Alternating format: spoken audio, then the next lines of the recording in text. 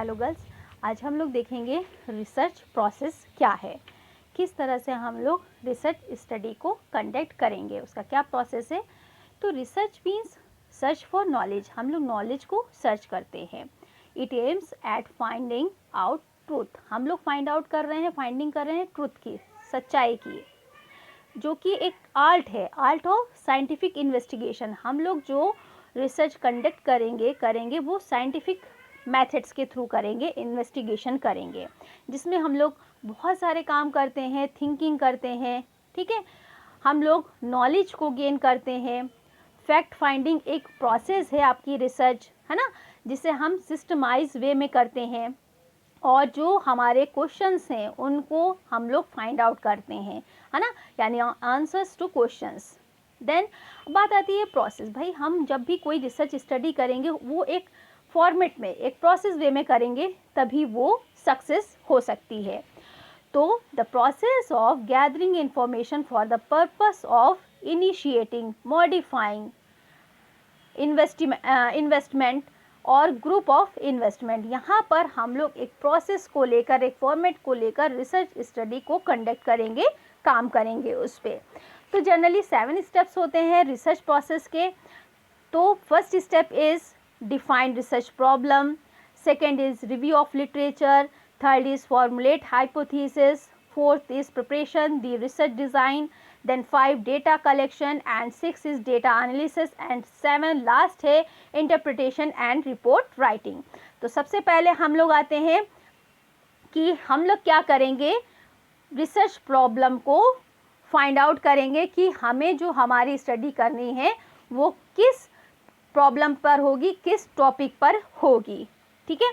तो सबसे पहले there are 2 types of research problems. कौन कौन सी हो सकती हैं, related to state of nature, जो कि रिलेटेड होगी नेचर के, स्टेट ऑफ नेचर की, और रिलेशनशिप बिटवीन वेरिएबल्स, है ना, वेरिएबल्स के बीच में संबंधों को ज्ञात करती है।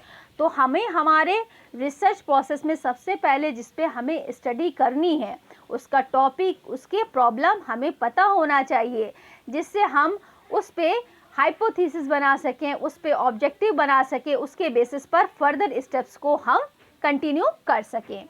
Then review of literature.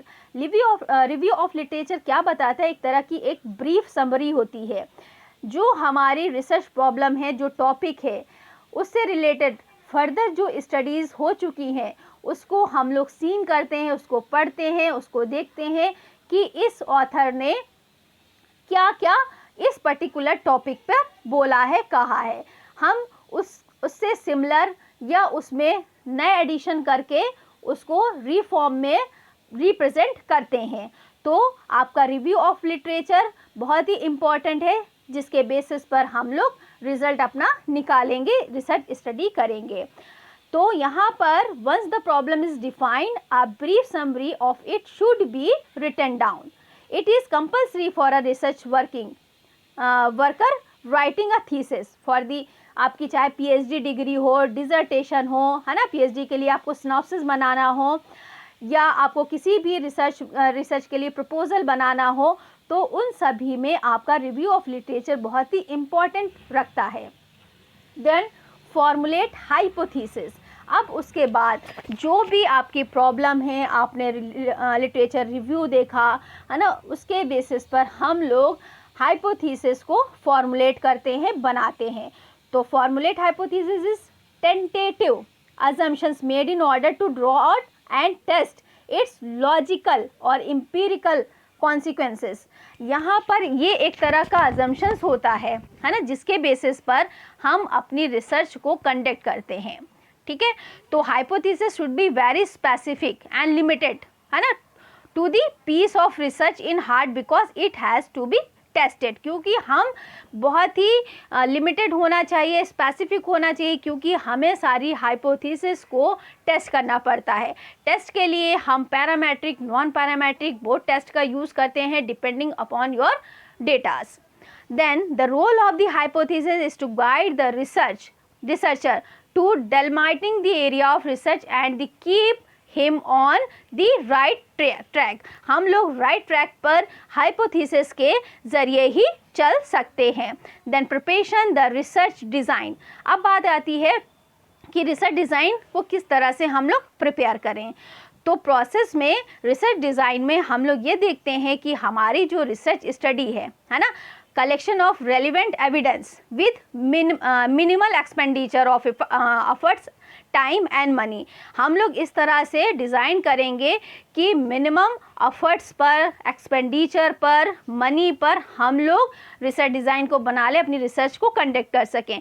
तो हमारी रिसर्च पर्पस जो होगी है ना, वो कौन कौन सी हो सकती है, डिस्क्रिप्टिव हो सकती है, डायग्नोसिस हो सकती है, हिस्टोरिकल बेसिस पे हो सकती है, एक्सपेरिमेंटेशन बेसिस पे हो सकती है, डिफरेंट टाइप से हम लोग कर सकते हैं।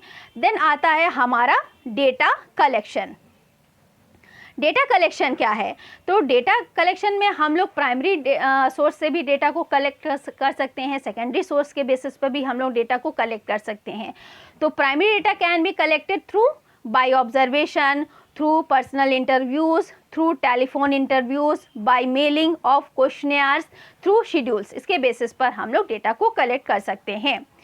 Then data analysis. अब डेटा को हम लोग एनालिसिस करेंगे, किस तरह से करेंगे? The analysis of data requires a number of closely related operation such as estimated of categories. हम यहाँ पर डेटाज की कैटेगरीज बना देते हैं। कैटेगरीज कौन कौन सी होंगी कि हम लोग डेटा की कोडिंग कर लें, डेटा की एडिटिंग कर लें, उसकी टैबुलेशन कर लें, उसके बेसिस पर हम लोग डेटा एनालिसिस करते हैं।